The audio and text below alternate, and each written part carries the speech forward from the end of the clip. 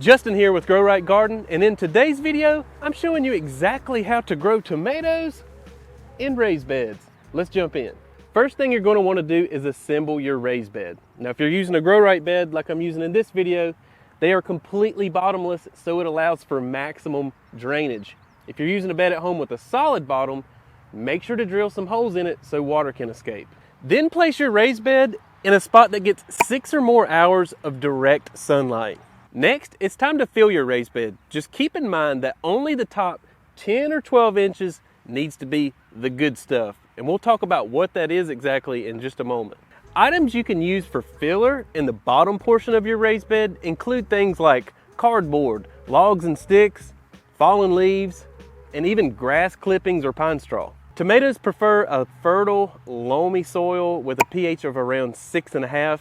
So using things like aged cow manure or mushroom compost or aged chicken manure even, worm castings or high quality potting soil is all good ideas for the top layer of your soil. Next, you will want to select the varieties of tomatoes you want to grow.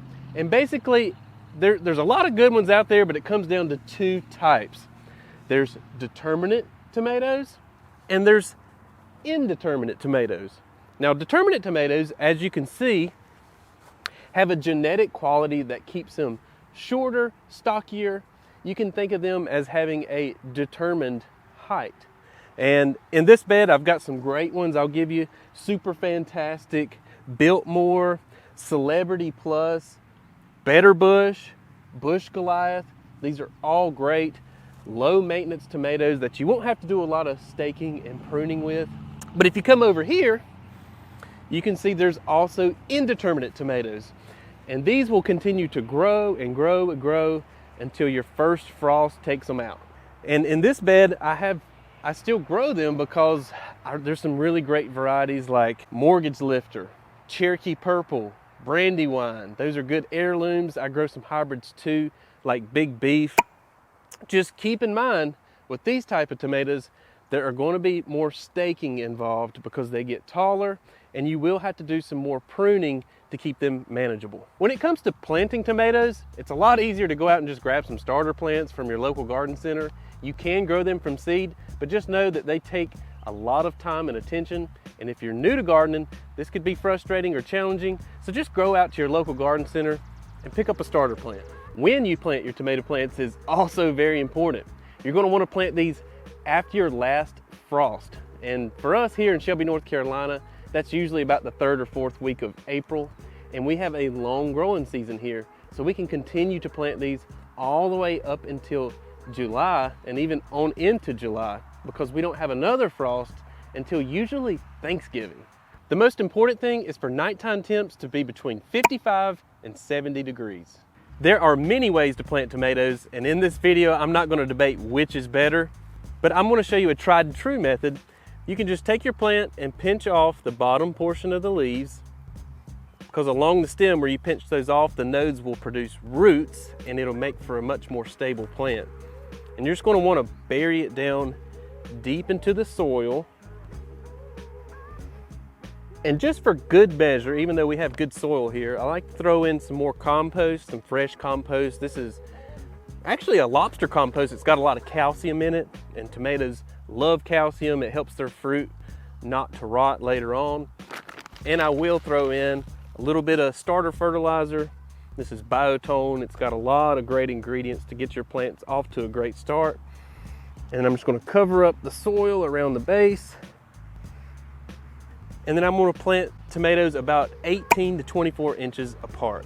Also, always remember to save your tags and put them down in front of your tomato plant. That way you can keep up with which varieties you're doing well with. So you might want to grow them next year.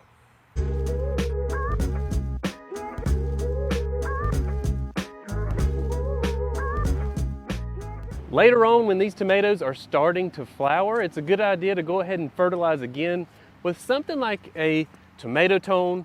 This is going to have a ratio or an analysis that's perfect for tomatoes. For example, you can see the 3 numbers on the side of the bag here are a 3, 4, 6. The 3 being nitrogen, the 4 being phosphorus, and the 6 being potassium.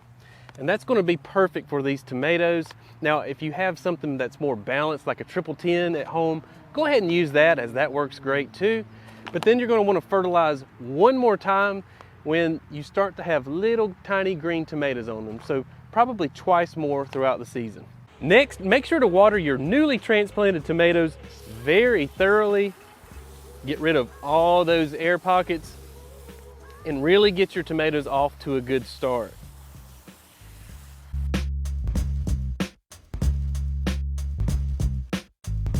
This brings us to one of our most important factors when growing tomatoes in raised beds, and that's our watering technique and schedule. I would say the first thing is to water down at the base of your tomatoes and not from the top. And that's because watering from the top will cause wet leaves, and wet leaves will ignite fungus spores, and we don't want to get disease on our plants. So water down at the base. And the other thing I would say is to water deep, thoroughly, and less frequently, as opposed to watering lighter, quicker, but every day. And that's because we want to encourage roots to grow down deep so our plants are far more drought tolerant when the dog days of summer come. What I like to do is to water, stop for a second, let that water soak down deep, and then water again. Far too many times we think we're watering deep, but when you actually dig down and check the soil, it's still dry. Something that you can do that'll help you water less, keep weeds down, and also keep soil from splashing up on your leaves, which causes disease, is to mulch around the base of your plants. Today I have a product called Healthy Straw. It's a weed-free shredded straw that I love to use as mulch.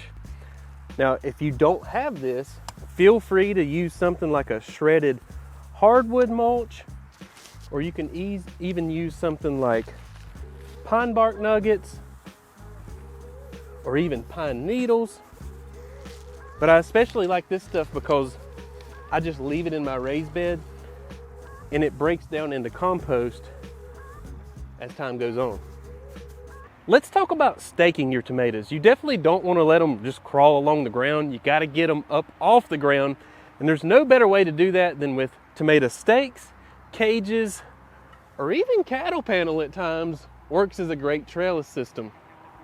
I like to use oak stakes, especially for indeterminate varieties, because they get tall. Something 5, 6, 7 foot is going to work great.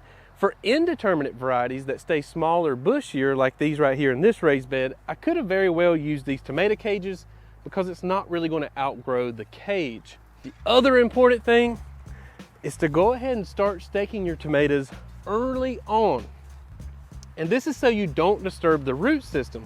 So go 3 to 4 inches away from your newly planted tomato and go ahead and stick the stake into the soil. That's the great thing about raised beds. There's no hammering into hard ground. You pretty much just push it in there and then you can start staking as the tomato grows. My grandpa was a gardener, my dad was a gardener, and they both taught me to use something soft like a nylon strip or cloth strip when you're tying up your tomatoes. That way it doesn't cut into the vine. Now there are Velcro strips out there and garden ties that work really great. But the main thing is to get these staked up, or tied rather, about every foot and tie it loose so your vines have room to grow and your tomatoes have room to grow in case they get wedged in between there. As you can see, this indeterminate variety has got 1, 2, 3, 4, 5, 6, 7 tomatoes growing right in this section. That's why I tied this very loose. These 2 tomato plants are starting to get a little unruly and they need staking some more. But before I do that, let's talk about pruning and how I go about that. You can see that on a tomato plant, there are what we call side branches. And then there's what we call suckers. And here's a good example of a sucker. You see you have your main stem going up through here, and you have a side branch right here, and then this is a sucker growing up between it. Now some people will say, prune these off and the side branches. Just know that if you prune your suckers off, you're pruning basically what's going to turn into a whole nother tomato plant. And this is how your tomato plant gets bigger and produces more blooms. So I like to do a mixture of pruning some of them off to keep it manageable, but leaving some so I have blooms later on and more tomatoes. But remember, your side branches are never going to produce tomatoes. So I like to keep those clipped off, especially the ones that are turned inward. And the reason I like to do that is if I keep these pruned off, then it creates more airflow in the middle of the tomato. So when I go to tie them, I'm less likely to get disease. When it comes to pruning your tomato plants, the main thing you want to keep in mind is just to keep the lower limbs pruned off. That way, if you have a heavy rain, the soil doesn't splash up on the leaves and it, again, ignite those fungus spores and cause disease. If you live in a hotter climate, it is possible to over prune if your raised beds are in full sun all day. And the way that happens is that if you prune off too much foliage, the raw tomato plants are just in the sun all day and you can get what they call sun scorch. And this is where your tomatoes basically get blistered and they'll turn white. Now this is not actually a problem, though I'm in the South, in my garden, because I have this tree line that protects me from the late afternoon sun. This goes back to why I'm a big proponent of determinate tomatoes, especially if you're a beginner, because there's less pruning involved, and despite popular belief, you can still harvest a lot of tomatoes on a determinate plant. Just on this guy here, this is a super fantastic. I have 1, 2, 3, 4, 5, 6, 7, 8, 9, 10, 11, 12, 13, 14 tomatoes growing on it. Finally, let's talk about the fun part, the actual harvesting of your tomatoes. You see, most gardeners make the mistake of letting their tomatoes fully ripen on the vine. But this is a problem because as a tomato matures, the flesh gets softer and it's more likely to incur damage from insects or animals. It's far better when a tomato has 50% of its color to go ahead and prune it off. Again, this is in the long run not going to affect the quality of the taste or the size that the tomato was going to grow to. And then you want to bring it inside somewhere that has, where it's room temperature, maybe on a windowsill or counter, turn it upside down, and in the next few days, it's going to be ready to slice into. Thanks for watching this video. Hopefully it was helpful to you. Links will be down in the description for the products that were used in this video. And if you want to learn to grow more vegetables in raised beds, make sure to hit that subscribe button where you can learn to grow right.